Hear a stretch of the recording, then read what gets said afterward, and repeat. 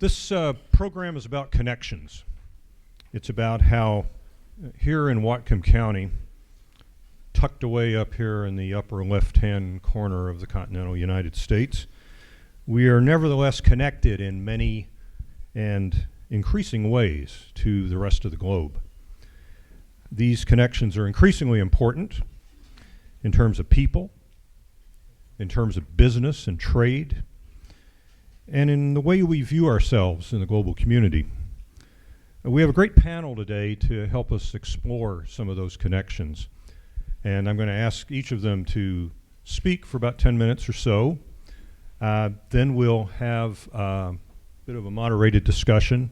And as we always do here, I'll leave lots of time and space here for the questions that I know will be coming. So from my left, I'm going down, Andrew Crowder is an international trade specialist with the Washington Department of Commerce. He's responsible for promoting Washington clean energy, or clean technology, advanced manufacturing, and maritime companies in the state's key overseas markets. Before joining the Commerce Department in 2003, Andrew worked as a buyer for a leading Japanese food processing company. This work took him frequently to rural areas throughout the Northwest, as well as Mexico and Ecuador. Before that, he taught English for 3 years in Hyogo, which is Washington's sister state in Japan, and helped establish the ongoing sister city relationship between Sequim and Shiso City, which is in Hyogo. Andrew has undergraduate degrees in international studies and economics, and an MBA with an emphasis on international business, all from the University of Washington in Seattle. He speaks Japanese and enjoys traveling to Japan to visit his family and friends there. Next to him is Meryl Bevan. Meryl's Vice President for International Sales and Team Building at Woodstone Corporation, which is a Bellingham company that employs 116 people and produces stone hearth ovens and specialty cooking equipment that is sold around the world. Woodstone ovens have been installed in 75 countries, and its international sales make up 15 to 20% of its total sales. Meryl started with Woodstone in 1996 as an intern, joined full-time in 1999. Before there, he attended Whitman College, the American University, and Nankai University in Tianjin, China, where he studied Asian studies, international relations, and Chinese. And I would note that he also serves on the board of directors for Explorations Academy.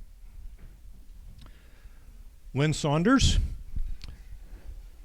began practicing law in 1998 with a focus on immigration. And he's developed a highly successful practice in Blaine. He received his BA from the University of British Columbia and furthered his studies at Pepperdine University School of Law in California as a Juris Doctorate from there. In 1998, he was admitted to the Washington State Bar and is an active member of the American Immigration Lawyers Association. He regularly speaks at regional and national immigration law conferences on the many changes and constantly changing changes in U.S. immigration law. And he knows something firsthand about this because he is a Canadian, a British, and a naturalized American citizen. A triple threat. So as I said, each panelist will have about 10 minutes, then we'll start a discussion. So let's start with Andrew. Do you want me at the podium? Here is fine. It's fine.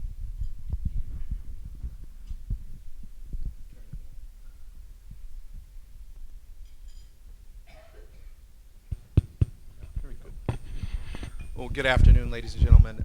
I'd like to thank City Club, Dean and Skip, and Mr. Garcia, who had the concept for the overall event, for inviting us here today. We like being thought of at Commerce as a resource. Our particular group, we are promoters, not regulators. I also often open my conversations with that. The Washington Department of Commerce is the lead economic development agency for the state of Washington. Our mission is to grow and improve jobs in the state and to be an advocate for business on the Hill. So I'm part of the business services division, which is the main business-facing portion of the Department of Commerce. It's two sides of that house. The Business Recruitment, Retention, and Expansion Group, they help businesses expand, find new and larger locations within the state, or help to recruit businesses into the state of Washington from other states and from abroad. I am in the International Trade Group. We promote Washington businesses overseas. I'm one of 4 international trade specialists. I focus on clean tech. I have colleagues who focus on information communications technologies, one who focuses on aerospace, and one who focuses on medical and biotech products and companies. But any of us will help any Washington company. If your company, or if you know of a company that does not fall within those 4 areas, we're still anxious to hear from you. Those are just the areas that we sort of focus on. We are located in Seattle on the 26th floor of the Westin building, and my windows actually face north. So now my back is to the view because it's mesmerizing, but when I turn around and look at the windows, I'm looking north across Lake Union, and I can see on clear days, sometimes in the summer, sometimes in the winter, rarely, I can see Mount Baker. So on clear days in Seattle, which are always good days, I'm looking into Whatcom County. So when I think about Whatcom, I think first of its natural beauty, but the story of how Whatcom is connected to the world is a bit more interesting and complex than just how pretty the place is. At the Port of Bellingham, if you look at imports, there's about 2 products that account for about 98% of imports into the Port of Bellingham, which are petroleum and inorganic chemicals of one kind or another. But if you look at exports, we're looking at least 9 classes of commodities, including agricultural products, ranging from agricultural products to aerospace components. 9 commodities of over $1 million a year or greater in export value. So the imports are not that diverse, but the exports, what's going out of Whatcom to the rest of the world, is diverse. We're 10th in population in the state. We're the 10th most populous state in the union, but we have the highest export value per capita of any U.S. state. I mean, we beat the other states going away. Our competition is New York, California, Texas, but those other states are not even close. Washington produces annually $6,000 plus, at least in export value per citizen, which means that we are the best at producing export earnings. Our workers are the best at producing export earners of any workers in the United States. We're very proud of that, and it's our job to sort of help Washington companies do more of that.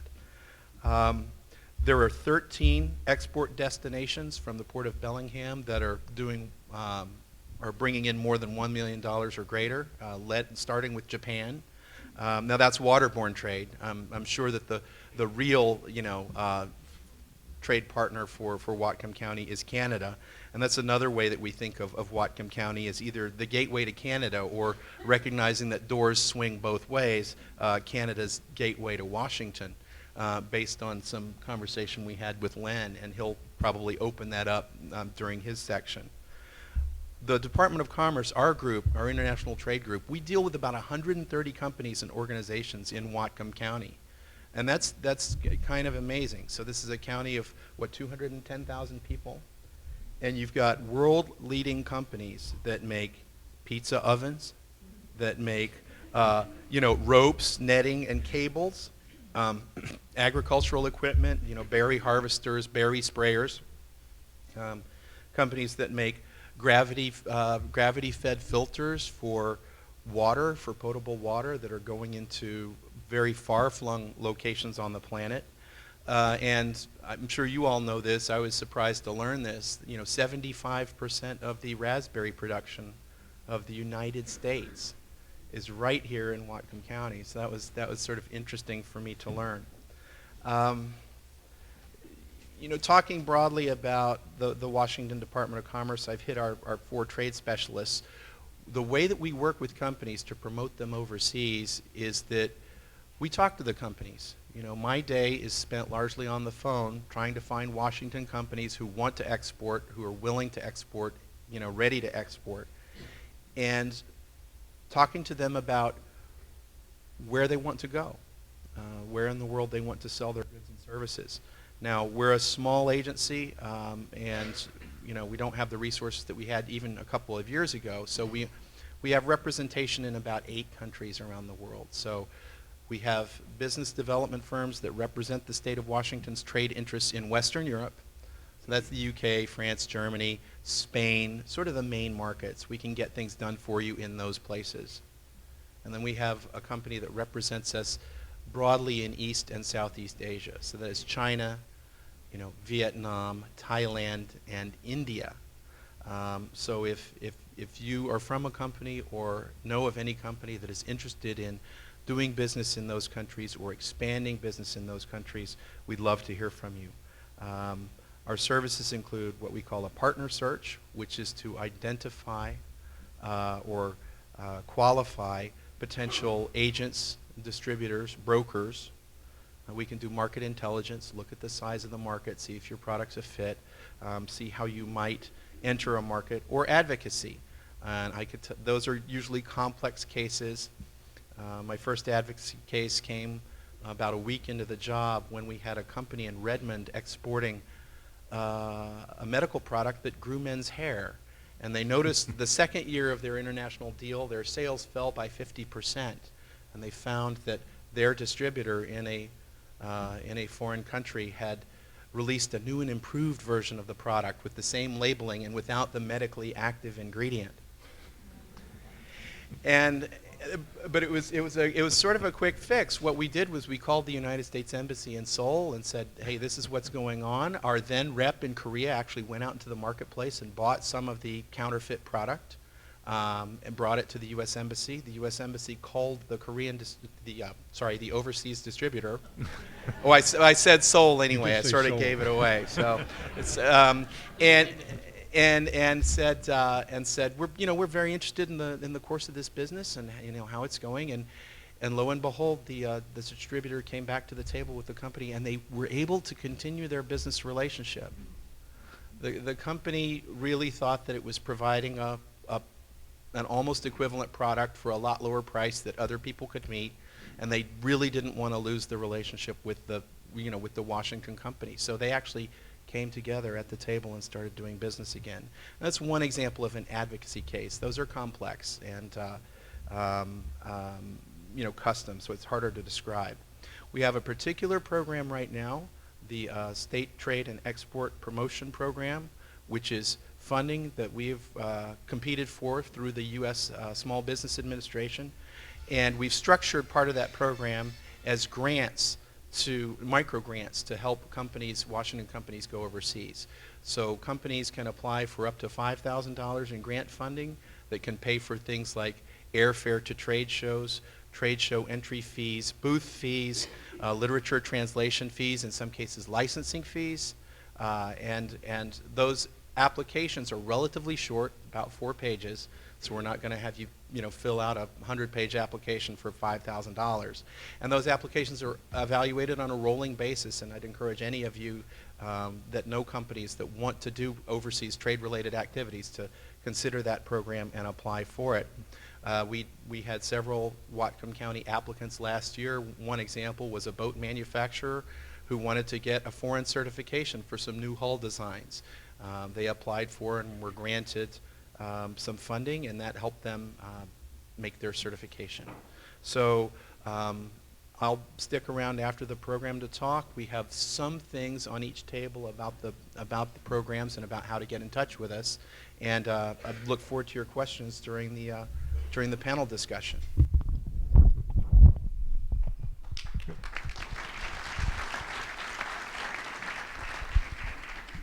Thanks, Andrew. It's really interesting to hear how diverse the exports are from Whatcom County. We have an example of one of those diverse exports here in Woodstone, and let's hear from Merrill on what Woodstone is all about. Sure. And he's going to show some slides over here, so he's going to take a brief detour to go over by the projector.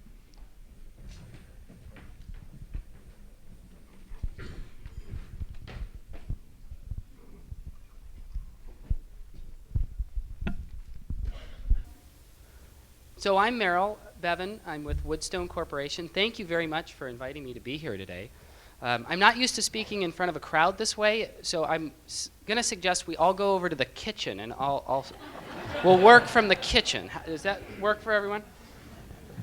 What I wanted to do is show a short presentation here, because it's more interesting than I am, about Woodstone as a case of a local company exporting. A little bit about who we are, what we do, and how we go to market. Maybe that'll generate some questions. So we're now, this is a picture of everybody from Woodstone. We're now, I said 116, I realize in the email we're 114 people, but Monday will be 116. So we've been growing pretty quickly. We manufacture stone hearth ovens. Some of you probably have seen them here in town at La Fiamma or Mambo Italiano. We have one at St. Joe's Medical Center. Out at the Willows on Lummi Island. We've been in business since 1990. We actually started in Bellingham over in the Iron Gate area, and we were in about a 3,000 square foot garage, and it was a garage. And we moved from there out to Sumas in 1994 and actually began a partnership with the Port of Bellingham at that time. So we've been working with the Port of Bellingham for 19 years as a tenant, and they've been a great partner. We moved out there in 94, and we grew. We were about 10 employees when we were out there. Now we're 114, as I mentioned, so since that time we've grown quite a lot. We then needed a new facility, so we moved into Bellingham in 2000, moved back. And this is actually our facility. A lot of you will recognize it as the old ice arena out by the airport. I think I'm the only person that went to their high school prom at Woodstone that works there. And we went from 3,000 square feet in Bellingham to 16,000 square feet out in Sumas. And then when we moved in here, we bumped up to 60,000 square feet in the south building here on the right.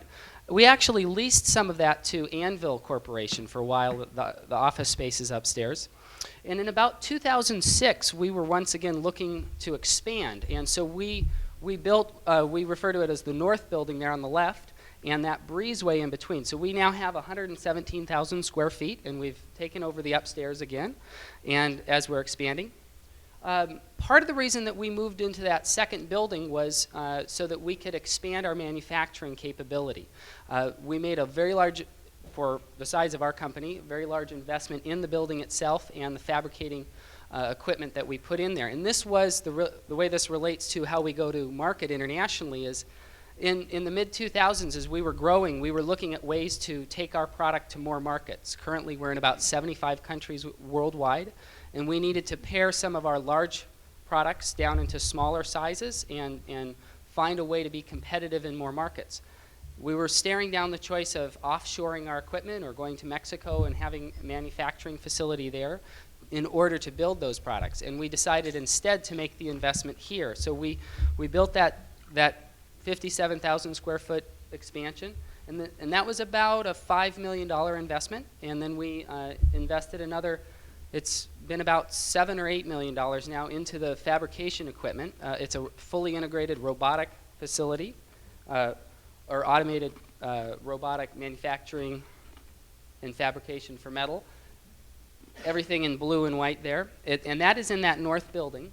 And what that's allowed us to do is first manufacture what we currently made in a more effective and competitive way. And it's also opened up markets we had never dreamed of in 2007 when we started working with this. So instead of just building wood-fired ovens and then gas-fired stone hearth ovens, today we're actually expanding into some new technologies like ohmic steam or ohmic fluid heating, which is a completely different market sector. We're going to introduce it's a proprietary technology. We're going to introduce it through food service, but it has vast applications beyond food service. We're now building products that have nothing to do with stone, that are made solely out of metal or other materials. And so that investment opened up doors we didn't even realize were there. And our immediate plan was to go and export internationally and be more competitive. So going to market internationally takes you down some interesting roads, literally and figuratively. We operate a test kitchen, just a little bit more about what we do, where we have about 500 to 600 visitors fly into Whatcom County every year from, we've had people this year from Australia. We're going to have some folks from Singapore here next month. They come in and they work with our equipment. We put them up at the Hampton or other hotels around here and have quite the traffic coming through. A little bit about the products. This is an example of our wood-fired oven. It's a restaurant called 800 Degrees down in Los Angeles. Funny enough, a lot of people think that most of our market is here locally. In fact, most of our market, it's a very small fraction of what we sell is locally. We sell about 1,000 ovens a year, and we have about 20 in Whatcom County right now. This is a rotisserie we make. This is actually at Epcot in Orlando. We do a lot with Disney. Something about that looks like Lord of the Rings to me. Some customers here locally, La Fiamma, Hearthfire, Mambo, Silver Reef, and St. Joe's. A lot of people don't realize that we have over probably 500 corporate cafeterias currently with wood-stone ovens. We're in a lot of colleges and universities. We got an order 2 weeks ago for the new 49ers stadium. I know it's not the Seahawks stadium, but 49ers stadium, 15 ovens going in there. We also make ovens for residents. So if you would like one for your house, I'll be over in the kitchen. Some of the pizza we make. So I went and studied Chinese and international relations, and that's how you normally go to sell pizza ovens, just to clarify. Some of the other products that we make, or that our ovens make, excuse me. Now, to talk about international for just a moment, I wanted to show you, can people see these all right? Just a little bit about the channel of distribution, just to put in context. We manufacture here in Bellingham, and in the United States, we then sell to restaurant equipment dealers. So sort of like the automotive, like a car. You don't buy it from Ford, you go to deal Ford. So we sell in the United States through restaurant equipment dealers. We probably work with 500 to 1,000 different dealers, and probably 50 of them constitute most of our business. And we work with what are called independent reps. So when we were a company of about 8 or 10 people in 1994 and moved to Sumas, we actually had 25 independent rep agencies around the country who were out there working on commission and selling our product, and it allowed us to project around the country. Then as we began to sell internationally in the mid-90s, late 90s really, we took two different paths. And one of them is what we have done in Europe, which is pretty straightforward. And we manufacture, we sell to a distributor in that green box if you can't make out the wording. So we sell, for example, in England, we sell about $800,000 to $1 million a year in ovens, and we sell to one distributor there who then sells to local dealers or directly to the end user, the restaurant or the hotel. And that model works in certain countries that there's good relationship with, that it's easier to do business with. The UK and the United States, it's relatively very easy to do business there. But when we look at markets and the emerging markets like China, India, the Middle East, Southeast Asia, that model is harder to duplicate there, because if you go, you need to set up relationships with distributors in every country. You got to spend a lot of time on the airplane, and you got to extend terms to people in a whole bunch of different countries or do letters of credit. It's not a practical example or model. So what we've done for that part of the world is that we work with an export management company. So we sell to one company in Florida that represents us for the Middle East, Latin America, Asia, which includes India and East Asia and Southeast Asia. We sell to that one company, and they then duplicate us with offices in those different regions and relationships that they build with those distributors. And then we go through them to the end users, either a hotel. In Asia, it's primarily hotels and chains, like California Pizza Kitchen or Wolfgang Puck. So that's a little bit about how we go to market. I think that the important takeaway would be, if you were to think of one thing, if you were looking at doing international business, is you need to get your butt on an airplane and get out there and meet people.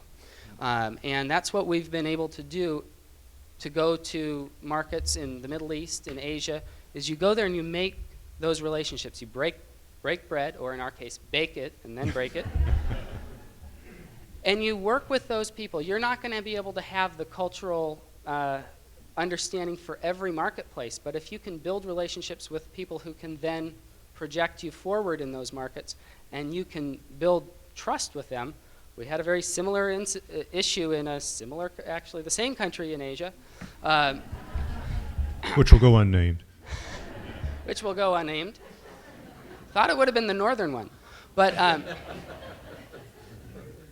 you need to build those relationships, and the only way to do that is to go out in that marketplace and meet those people. And just one thing want to mention is that we've had great partnerships here. Again, Port of Bellingham, when we started working with them in 1994, that was a scary decision to go out from 3,000 square feet to 16,000 square feet out in Sumas. And that decision we had to make even 2 years before we went out there.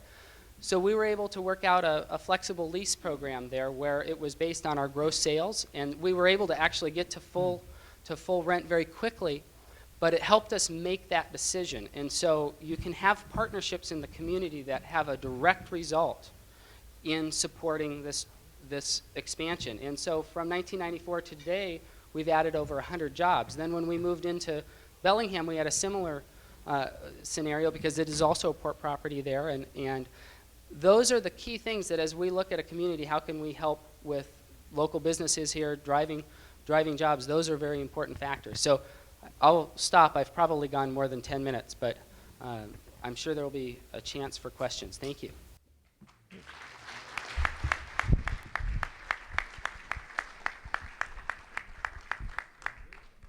Thanks, Merrill. That's quite a tale of expansion for a homegrown company. And using international, being so successful on the international stage. Well, we've heard about trade, we've heard about business, we've heard about products. Let's hear about people. Let me ask Lynn Saunders. Do I have it turned on? Is that okay? Can everybody hear? Can everyone hear me? Okay, what I'm going to do is I'm going to just kind of give a brief overview of what we do at our immigration law firm in Blaine, and then kind of the focus on employment-based visas, whether it's investment or work-based, because that's kind of what we've seen as, in our office, kind of the growth of immigration right now. Not so much individual people coming to the U.S., but businesses. So as an immigration law firm at the port of entry, we of course do lots of visas that are submitted right at the port. One would be for Canadians if they have past criminal convictions. So if you have an old marijuana conviction, even though it's, I guess now okay in the state of Washington, it's not okay federally. So Canadians still need waivers to enter the U.S. for most sorts of criminal convictions, and usually they're minor convictions. If someone has a serious conviction, they're not going to be admitted to the U.S. We do lots of nexus appeals. If someone gets a nexus card revoked for whatever reason, they have some commercial products on them, or they fail to declare products. So we do lots of nexus appeals. We do lots of naturalization applications. I'm not sure how many people in this room have naturalized as an American, but I did. I lived here for a number of years as a permanent resident after my wife sponsored me. I took the exam. The exam is fairly straightforward. They ask questions such as, name the ocean on the west coast of the United States. I did have a client who I went to his interview, and he lived in Linden, and they asked him to name a state that bordered Canada, and he had to pass on that question. He didn't know it.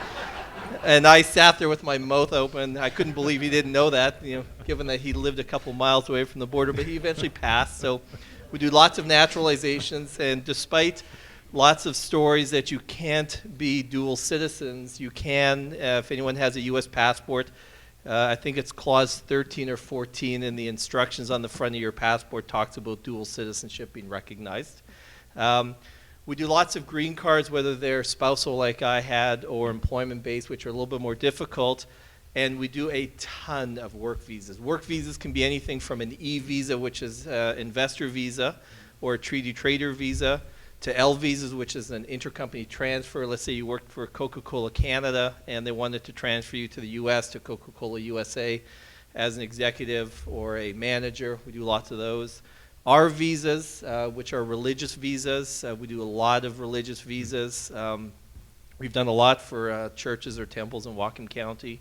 O visas, which are aliens of extraordinary ability. Whether you're an LPGA golf pro or a cartoonist of extraordinary ability or an actor, we do lots of people from the Vancouver area who are going down to Los Angeles as actors. The big growth, though, in our firm has definitely been work visas. I was telling my fellow panelists here, especially investor visas. I am Canadian. A lot of our clients come from the Lower Mainland. I go up to Vancouver almost every single day to meet with clients. And so we get a lot of people who are investing money from the Lower Mainland. A lot of it comes from their homes. A lot of homes in the Lower Mainland are now worth over $1 million, and so the owners are taking their equity out and they're purchasing businesses. And a great example is, and I love to tell this story, when all the state liquor stores were sold back in, I think it was June, there was, I believe, 180 liquor stores. And we were retained about a month later by an Indo-Canadian who had bought one of the liquor stores. We were able to receive from the State Liquor Control Board the list of all of the liquor stores and all of the new purchasers.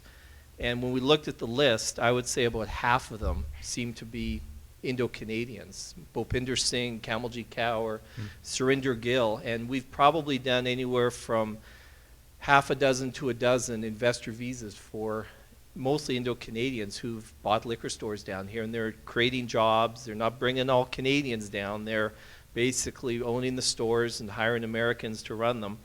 And so that's a good example. The raspberry story, about 75% of the raspberries. Our office in the summertime is full of clients coming in with berries. I get full on blueberries and raspberries from clients bringing them in. So a lot of the farmland that you see in Whatcom County, it's being bought by Indo-Canadians from the other side of the border. Farmland up there, I think it's 100,000 an acre. Down here it's 20,000. So it makes sense. Once again, they're not bringing down staff to run the farms. They're hiring Americans to do it. And we tell them, make sure, you know, that if you're here on a work visa, that you're hiring people who are illegal, because the last thing you want to do is be hiring illegals and find out that you're going to lose your own work visa. Gas stations, a lot of gas stations have been sold to Canadians. Foreclosed homes, we've done probably a dozen investor visas for Canadians who are buying houses down in Phoenix, Palm Springs, Las Vegas. And what they're doing is they're basically they're creating a portfolio of homes that they're rehabbing, renting out, and eventually are going to, I guess, sell at some point. So there's lots of Canadians coming down into this area. I see it. You know, I cross back and forth over the border daily, and the lines are not getting any shorter. I have no complaints about the ports of entry. They're very conscious, Customs and Border Protection, on making sure that the lines flow well. There's on Saturday and Sunday mornings, they have every line open at 6 a.m. in the morning, and they just can't get enough officers on right now. The flow of money south that I can see is just amazing these days. I avoid the ports on certain days just because I don't want to go inside and find out that the line's out the door. So they're being very sensitive on keeping the lines short, but the lines at this point, I don't think there's much they can do other than maybe building more ports of entry. Expanding the ports, Peace Arch, if anyone's been through it, was remodeled a number of years ago. It's unfortunate because it only went from 8 to 10 lanes. So it didn't expand as much as it could have, but they're creating faster processing. They've got what's called the Ready Lane now. So if you've got an RFID document, which is either a newer green card, a U.S. passport card, which a lot of people don't have, but it only costs about $30, an enhanced Washington State driver's license, you can use that at the port of entry to scan it so that when you actually get up to the booth, they already have your information. So they're consciously trying to bring people through faster.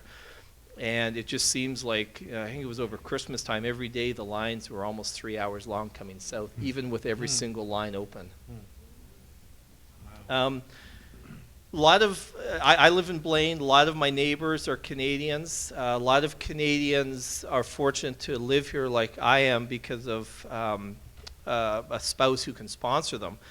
Or they have a work visa, but a lot of people don't. So I probably get 1 or 2 calls a day from Canadians who want to purchase a house here and live here. And I say to them, you're more than welcome to purchase a house, but if you want to live here and commute back and forth every single day, that's not going to work for very long. You know, there is a 6-month rule that you can, rule that you can come down as a visitor, but if you're crossing back and forth every day, living in Blaine or Birch Bay or Ferndale, after a couple weeks, the officers discourage that. So anyone can buy a house and visit, but you just can't reside here unless you get status. So a lot of, where I live, a lot of the homes are being bought by Canadians. Some people living in them if they have status like myself. Other people just coming down on weekends. So I think that's helped definitely in Blaine. The housing prices haven't dropped as much as they probably could have because of all of the Canadians purchasing homes in our area. I think that's about it. Okay.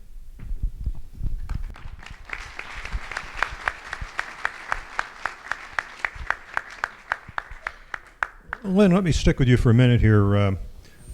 Kind of a 2-part question here. How are the demographics of incoming immigrants changing? I mean, what have you seen in ways of, what groups have been increasing, what's been declining? And I guess the second part is, aside from the lower property prices, which you talked about here, compared with the BC mainland, what is it about Whatcom County that is attractive to people? Well, I think the main thing is, and my practice is really focused upon Canadians in the Lower Mainland, and so I think it's the convenience of having the business close, whether it's a blueberry farm, a gas station, a liquor store. We do investor visas or work visas for Canadians going to other states, but it just seems to be a comfort. I always tell people Blaine basically is a suburb of Vancouver. It's full of Canadians. And so people feel comfortable doing business in this area. They really do. Mm-hmm. For demographics, it's hard for me to say because my practice is focused on Canadians right in the Lower Mainland. I do get other clients, but that's kind of the focus. But, it's interesting because even though the economy is doing poor, there's still people who want to invest and come to this area. So there's still immigrants who want to enter the U.S. And similarly for Merrill, are there particular qualities that make Whatcom County a good place to do business, a good place to be an international business? And how do you mentioned the great relationship you've had with the port. What about other institutions here, the educational institutions, and that sort of thing? Well, I think Bellingham. Is this back on? Can everybody hear? Okay. The main reason that Woodstone is located here is because... Not on. It's on. It's just, I think it's far away from you. I'll use the old-fashioned stand. The main reason that Woodstone is located here in Bellingham is because the people who started Woodstone lived here and wanted to build a business here. And we maintained that business through some of the investments we were talking about because we wanted to continue living here and employ people that lived locally here. Is there anything specific about Bellingham that, for example, makes it different than Lincoln, Nebraska? At one level, not necessarily. I think that you'd find the potential to have those sorts of public-private partnerships and also academic institutions. And I think that that's the combination that's really important, is that you have academic institutions that are training people, whether it's at the bachelor's and master's level from Western, or at Bellingham Technical College. We employ many welders and other people in our production force that went through Bellingham Technical College. That's an important component of it. Having then private enterprise here, companies that are looking to make innovative products. I mean, it started out that we thought we were going to build 12 ovens, and then what were we going to do after 12 ovens? So you don't know, and that was about 11,000 ovens ago. So you don't know exactly where you're going sometimes when you start. So to answer your question, I think that Bellingham is unique in some ways that are important that we have those institutions. We also benefit, I think, from the fact that while we're 75 or 85,000 people, I don't know how many it is these days, but we're that size.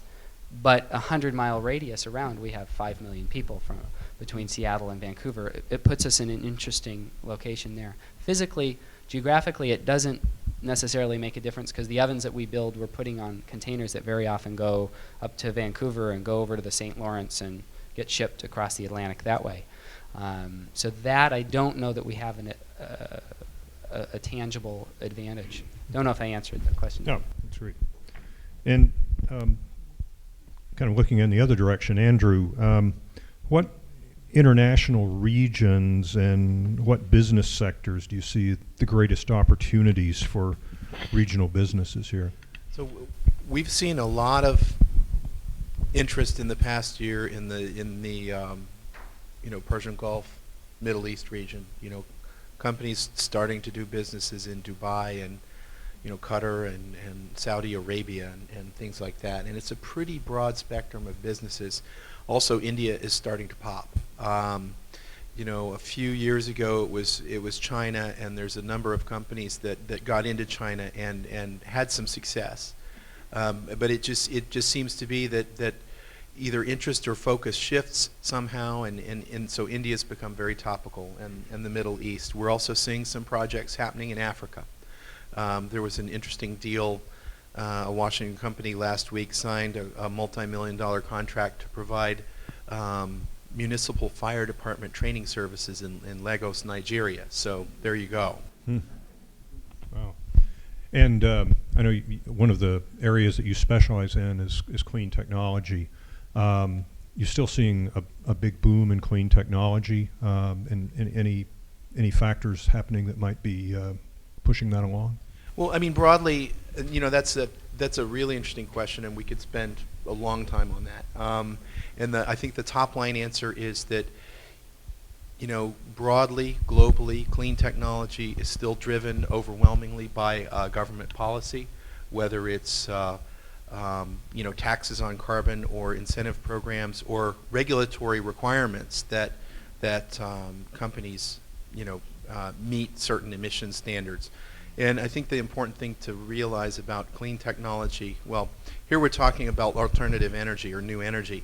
Alternative energy or new energy is really competing against a 100-year-old infrastructure of other industries and established industries. So, it's going to take a while for price parity, at least on the energy front. And with the new surprising availability of natural gas in the United States, the floor price for energy has dropped.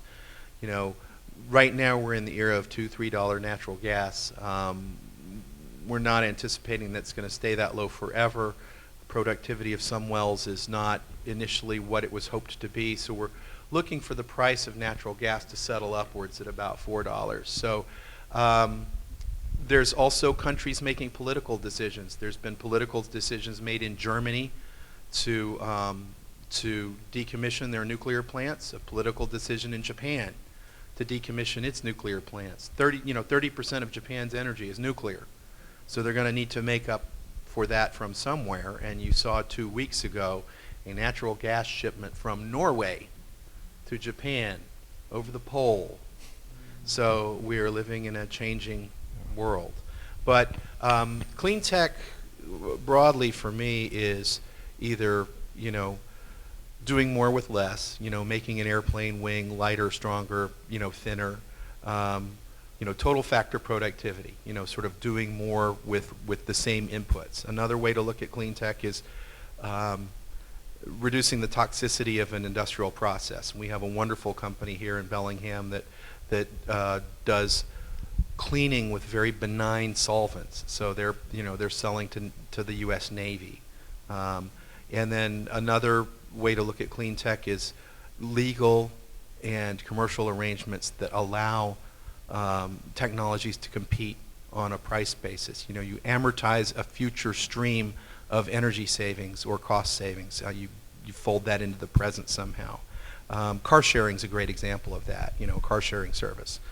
your car's only active 5% of the time, right, if you have a private vehicle. So Zipcar and other companies have recognized that, and so there's car sharing services that allow you to own a car for a fraction of the cost.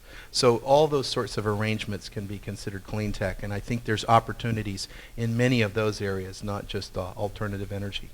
Is that getting towards an answer? And of course, speaking of political decisions, of course, we've just elected a governor in Washington who has a strong background in promoting clean technology in Congress, and I'm sure your group will be anxiously awaiting to see what policies come out of the governor's office for that. Right, the governor's staff is still in transition, and we're looking to see what specific policy alternatives come down the pike when the transition is complete. Well, I think it's time to open up the floor here. Here we go, over here. For some questions. Where are the microphones? Microphones are here. This is a question or a statement regarding Mr. Bevan's presence here in Bellingham and his commitment, his industry's commitment to bringing business and jobs to Bellingham. I think we owe him some appreciation, which we couldn't because of his presentation didn't give us time. So that's one thing. The other thing, I had a new term float through my mind for Mr. Saunders. Could you please explain Indo-Canadian? Thank you. Basically, if you're born in India and naturalized as a Canadian or Indo-American. So, and believe it or not, my mother is actually from India. So, you have lots of people coming from different backgrounds. I'm first generation Canadian. My mom immigrated there from India. My dad from Trinidad, British West Indies. And so, some people say East Indians. I call them Indo-Canadians because that's probably the best terminology. So not natives, First Nations from the U.S. And I actually have a lot of those clients because there's what's called J Treaty, which allows for an American Indian born in Canada to freely pass through the border. And I've litigated quite a few of those cases in court when someone's been denied entry. But, my term is Indo-Canadian. So someone who's come from India or their background, their second or third generation. And that's a huge part of our clientele. Sure. Okay. Right here.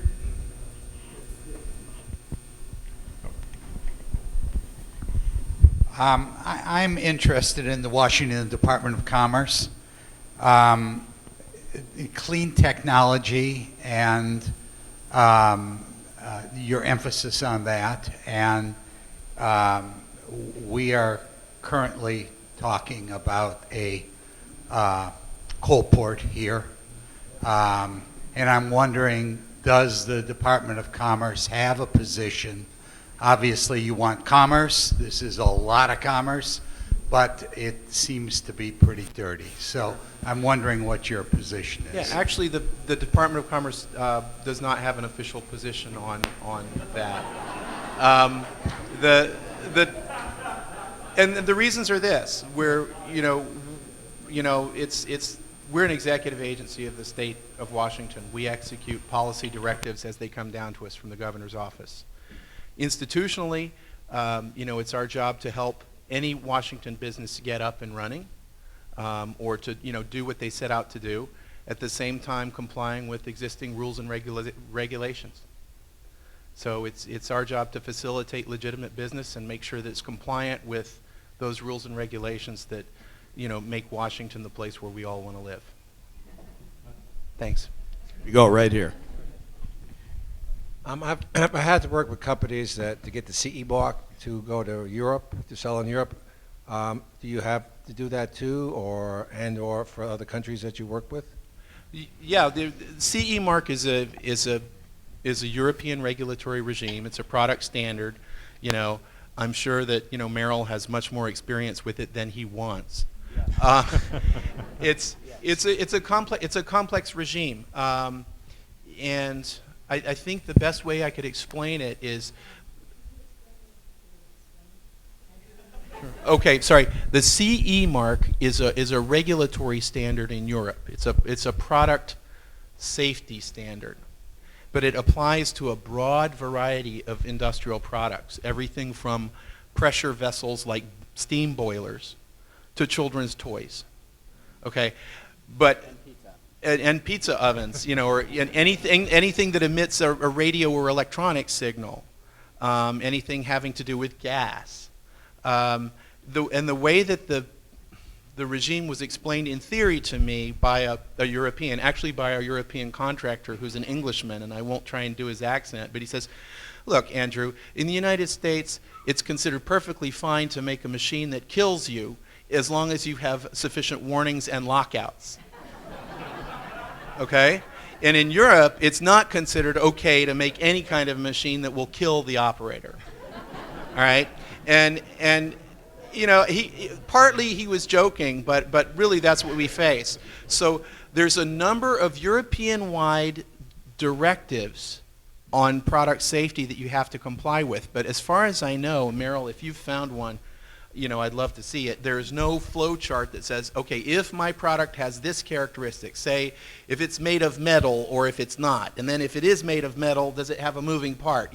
There's no single chart that you can look through and see sort of where your product fits. So you have to sort of learn, what directives you have to comply with. Companies can self-certify. Or they can do a lot of that work themselves. They usually end up hiring consultants. Our STEP grant funding can buy down some of that cost for you, but it's only up to $5,000, and sometimes this process takes a lot more than that. But it does apply equally to European companies, so we don't regard it as a non-tariff barrier, but it is a difficult standard to comply with. But if you have those issues, please talk to us. I guess I could elaborate a little bit. In the context of Woodstone, we manufacture wood-fired and gas-fired equipment. The wood-fired, there's not a major regulatory. It's an interesting point. They actually don't have a category that relates to wood-fired equipment, but they have a lot of categories that relate to gas and electric equipment. And to put it in context, here in the United States, you have to have UL or ETL certification. So every one of our products we engineer, then we spend on a given product $30,000 to $50,000 to certify it here in the United States. And they don't kill people. The regulations in the U.S. do a pretty good job there too. But then we go to Europe and they have different criteria. So whereas a wood-fired or gas-fired oven in the United States, they're concerned that it have a 1-inch clearance to combustible so it not burn the building down. They don't care about that in the CE listing. What they care about is that the electronic controls not trip another piece of equipment and start it through the frequency.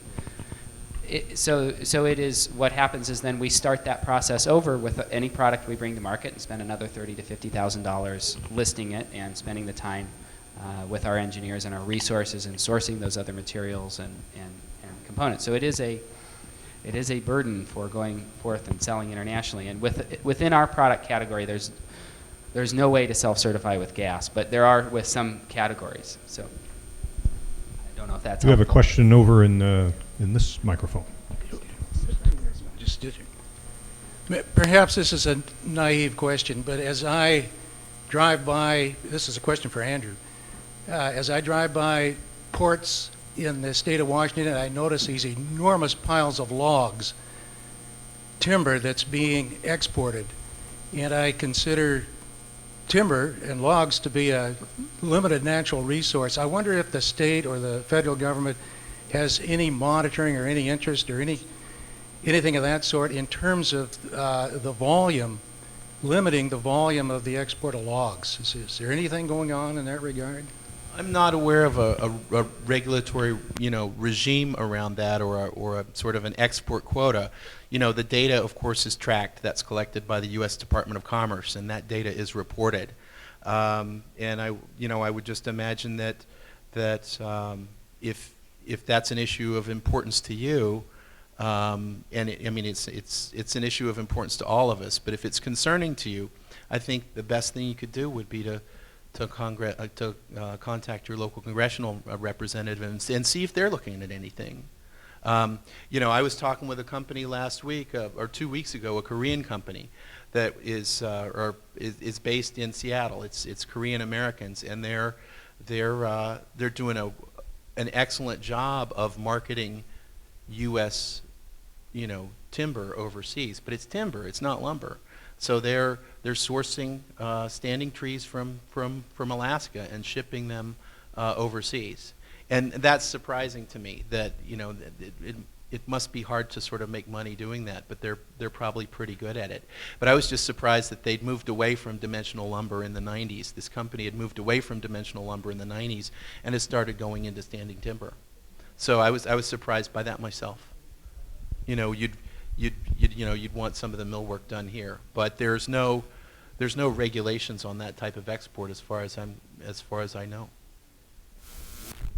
I'm thinking one bad inspection report might, you know, damage their business, you know, in terms of, you know, at least in finished lumber there's a kill step, right? You know, it's kiln dried, but you can get various infestations in standing timber, and I'm thinking, you know, one bad inspection and that business is going to go away. Okay, over here. You've talked about businesses and jobs and that sort of thing, but it wasn't too long ago that salsa overtook ketchup as the #1 condiment in the United States. And I suppose with all discussion about overseas trade interactions, what are the human consequences on an everyday basis that come out of all this work? I'm curious about that in terms of looking at how are our everyday lives impacted? I think that you know, all of us here in this room are likely to have as good a handle on that as I do. Trade can be job creating. Trade can make some jobs go away. Trade can make jobs change. On the balance, what we've seen in promoting trade in the University of Washington is companies that trade tend to provide about a 15% jobs wage premium over companies that don't. And companies that trade tend to be more robust in a downturn. So if your domestic market softens up, you know, and you've got 1 or 2 or 3 robust overseas markets, maybe you can keep folks on a little bit longer. Certainly, the only reason that we're engaged in trade promotion at the Department of Commerce is to grow and improve jobs in Washington State. So on the balance, we feel that the work we do brings higher wage jobs or causes jobs to sort of migrate upstream. And if we didn't believe that and have that backed up by data, I don't think we'd be in this line of business. But there are winners and losers in trade. There are always winners and losers, and I think that our job is to recognize when that happens and then try to mitigate whatever losses do happen. Whereas we do try and look at the upside when we sell increasingly complex or sophisticated products worldwide. You know, if you look at the part of Seattle where our office is, there's 3 new office towers being built by Amazon, and it's just, you know, South Lake Union is just exploding, and you know, those are high wage jobs, and those are going out to the globe. But we have to be honest and say, yes, there are winners and losers in trade, and again, our job is to help mitigate those losses when they do occur. Okay, time for one more question. Oh, could I make a comment about that too? I think that we should remember that also the reason that salsa overtook ketchup is because there is trade. Trade is the original reason for diplomacy. It's the reason I looked at going, personally, this is a personal statement, I looked at going and working at the State Department when I was graduating from college. And I had an interesting conversation with the person that I went to work with eventually at Woodstone, and he said, you know, the reason that we have a relationship with most countries is because people go out there and try to sell things and buy things and have that cultural exchange and that interaction. And of course, anytime you do, there's going to be a lot of real-world implications to that. But we have to remember, I mean, whether it was salt 3,000 years ago or pizza ovens today or clean tech, the reason that we're meeting these people usually is because we're going out and doing business with them. That is the front line of diplomacy, and people that trade usually have better relationships across the board.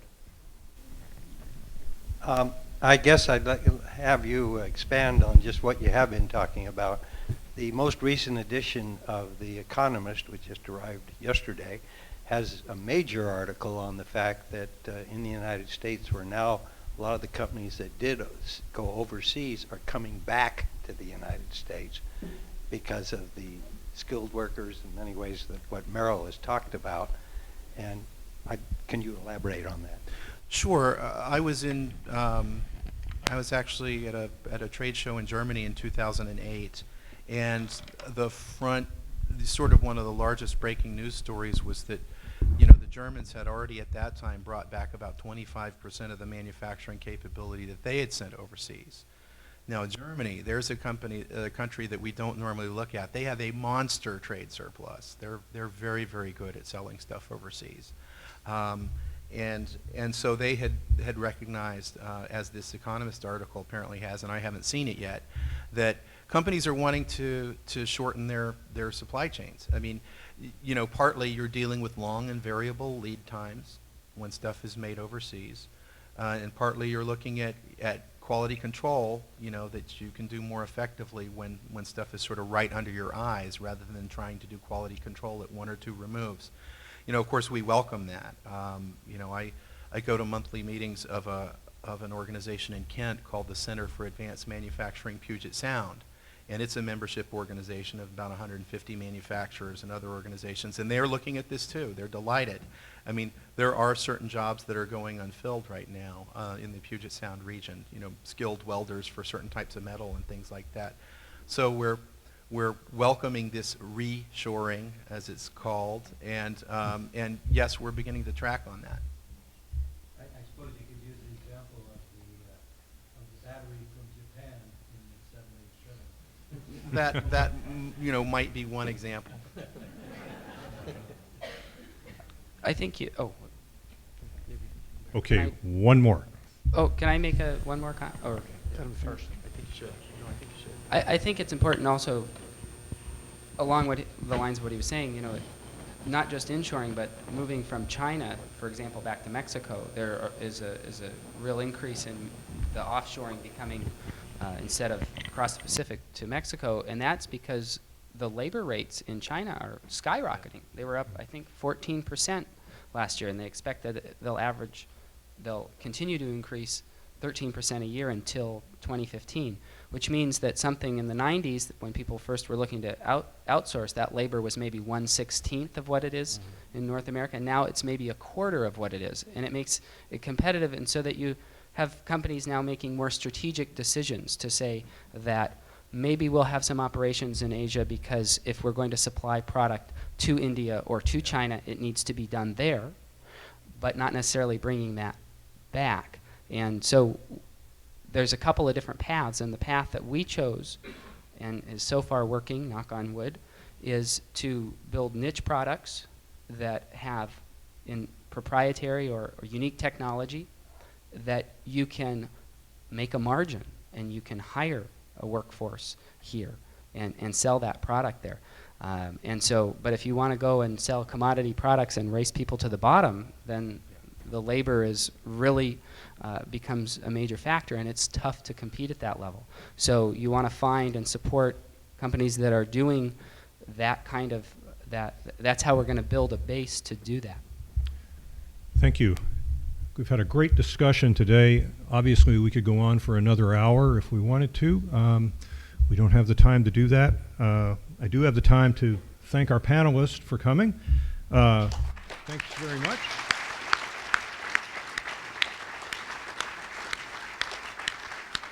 We have, we've talked a lot about the connections that Whatcom County has to the rest of the world and some of the special qualities that we have. We have a gift for each of you that shows some of those special qualities, Whatcom Places. So thanks again. Thanks for all the great questions, and we'll see you next month. That's a very good presentation.